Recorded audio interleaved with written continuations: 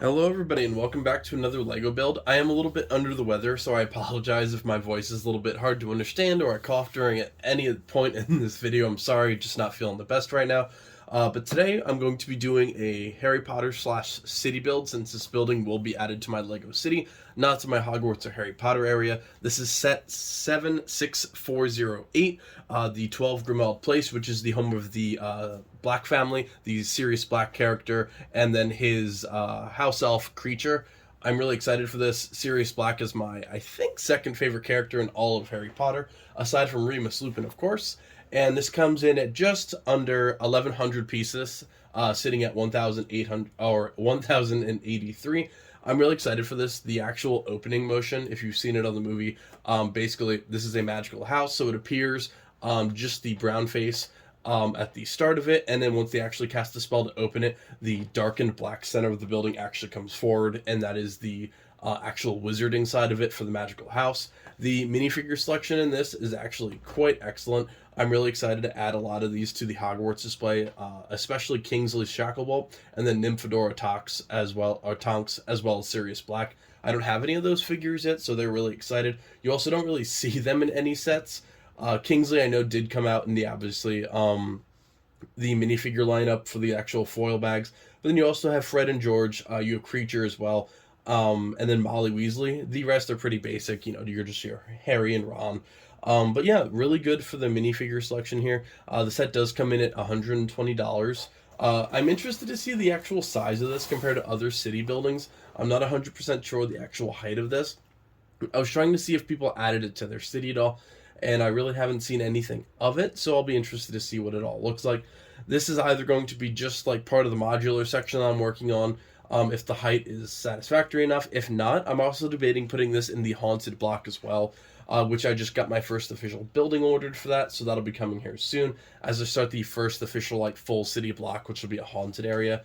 Marvel's obviously in progress, but Marvel doesn't have a ton of actual quote-unquote buildings just yet that we can add. Now, other good Harry Potter news, I did see some leaks for potential Brickheads coming, which Kingsley and Nymphadora are both among my favorite characters, and they're both getting Brickheads finally, so it'll be really nice to actually see them get some representation in the LEGO community, which is really, really nice. But yeah, thank you guys so much. As of shooting this, I'm extremely, extremely close to 500 subscribers. I'm not sure of the entire build order that I'm doing right now when this will be posted, so hopefully I'll have hit 500 by then. If not, we're super close. So thank you guys so much for joining in for another LEGO build, and let's get started with the actual build, folks.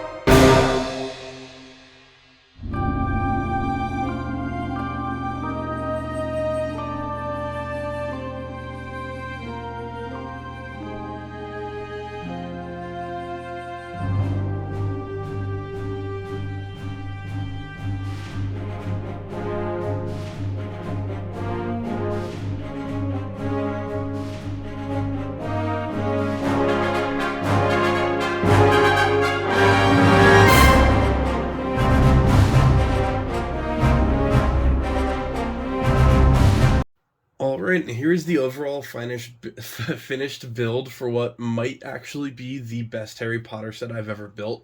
It was fantastic all the way through, and the final product is absolutely awesome. So as always, we'll start with the minifigures. You have a pretty basic Harry Potter, his bright blue pants. I'm not sure how recently they started this, but the old brooms used to be one actual stationary piece. With these, is an actual like flagpole and the bottom piece of the broom. I really like it. I think it looks a lot nicer. Then he has his blue jean jacket on. Pretty standard there. Then you have Ron, his striped sweater, a little bit of a wrinkle in the back, no leg print. Then you do have a new minifigure for this set, which is Creature. He has a lot of wrinkles in his outfit. He's like a little bruises and beat up markings all over his clothing. He's holding an umbrella, has a lot of wrinkles on the face, and obviously a custom head print. Looks really cool. I believe I have a Dobby somewhere. Might have to compare him in a future video. Then you have Fred and George, of course, both making goofy faces. And then a piece that actually goes with them is the seeing eye that they actually use to spy in this household. I didn't put him on the minifigure just because it is a little awkward just to like actually show off. And my cat was chasing after it like a mouse tail. So we're going to hide that forever after this video. Then you have Molly and the cat Crookshanks that absolutely just went flying, and I didn't intend. We'll just move her to the center. She has a floral print. Obviously, a nice back print on here. The arms could have used some printing just because, you know, you went through all the trouble of the legs, but it looks perfectly fine to me. Very bright and definitely stands out. My favorite character of the group, but not the best minifigure in it, but also a pretty good one. You do have Sirius Black, leg print to the upper thigh there. His suit, obviously you have that green pinstripe, some nice detail in him overall, and then does also have a multi-face. Then you do have Nymphadora Tonks as well, also holding the new broom, some leg print, really cool torso, some back print as well. So what is really cool, she is lavender / purple hair when she's calm, and then red hair when she has to tell people not to call her Nymphadora. So you can actually switch it to the angry red hair or to the regular lavender hair. I think that was a really cool feature that honestly I didn't know they included in the set, but it is a really, really nice thing that they did. And then my favorite absolute figure in this is going to be Kingsley Shacklebolt. Again, sporting the new broom. This is one of the ones that you can at least see like the different color as well. The black and the tan really has a nice off shade on there. And then just that color blue is really awesome. It is, I don't want to say a dreary set in a bad way, but it overall is a dreary set. It is an abandoned house by essentially an unfortunate family that went down the wayside in the Harry Potter universe, all leading to Sirius, who obviously had a pretty sad life overall. So it's a really cool like contrast when you have characters like Kingsley and Molly who are really bright. So yeah, first one for him. He's not a rare figure because the minifigure packs aren't exactly expensive, but it's still really nice to get him any set so I don't have to go out of my way too bad. Nice printing overall, a really cool figure for a really underappreciated character. I'm really hoping the Brickhead leaks about Tonks and Kingsley at least come true this year, because I would love to add them to the Brickheads collection. As you can see in the background, my next Harry Potter build is going to be that little Brickheads pack of the professors, so hopefully they continue down that line. Then, obviously, the most important piece for most of us is going to be the actual building itself. Fantastic. Some really cool just details on the outside. Like, I love all of the perfect symmetry. I know it's pretty standard, like, you're going to look at a Lego set and be like, well, it's accurate, it's what it's supposed to be, but it's still just super satisfying when you look at some of these Lego sets at the perfect symmetry with everything. Like, from head to toe, the fact that they're all matching is really, really awesome. And then for the doors, these are all stickered, but obviously those stickers extremely easy and they look fantastic. You have 11 here, 12 here, and then 13. The only actual real door is going to be on 12, since that's the only quote-unquote real house that you're essentially going to be building. So it's really neat. The sticker does have a little bit of a cut outline there, so it makes it pretty simple. The opening and closing mechanism is obviously something, like, it is a selling piece for this set. The fact that you can display it like this, and this is going to be a really good, I think, city piece for a lot of people, which I'll talk about in a little bit. But I mean, it's perfect. If you literally just want to build a set like this, you're perfectly able to. You're going to have it obviously hanging out in the back a little bit, but if you disguise it in your city, it's no big deal. It can be just part of an alleyway if you really want to disguise it. So I think that is absolutely great and has a lot of like customization features that you can really do. Then obviously you do just, I don't want to break anything. You pull from the sides, and then you're all set. Then the actual houses are perfect. So the opening and closing mechanism is really cool. I'm trying not to get my hand in the way as much as possible. But yeah, it is super, super satisfying how everything's actually built. Excuse me. Then you do have lampshades on the side. They're pretty cool looking. I mean, they're just pretty much your standard lampshades. I don't like the drill bits too much, like these little golden drill bits. It looks fine. I just don't like the actual riveting on them. I think it looks a little weird. It's not hard to replace by any means, but these would be really easy pieces for a lighting kit for sure. Then up top, you obviously have two chimneys. Nothing's going to be on the roof of 12 Grimmauld Place, obviously, just 11 and 13, since that house doesn't exist to the Muggles. Then the actual backside of the house. This is going to be the obvious feature piece. Your two skulls. You have pictures on both sides here. Then you have a piano, a little lamp, some more pictures. Then down here is the main dining area that you see. You have the small cooking area here. You have a place for the mugs back here. Then some silverware mugs, and then a daily prophet of the boy who lived.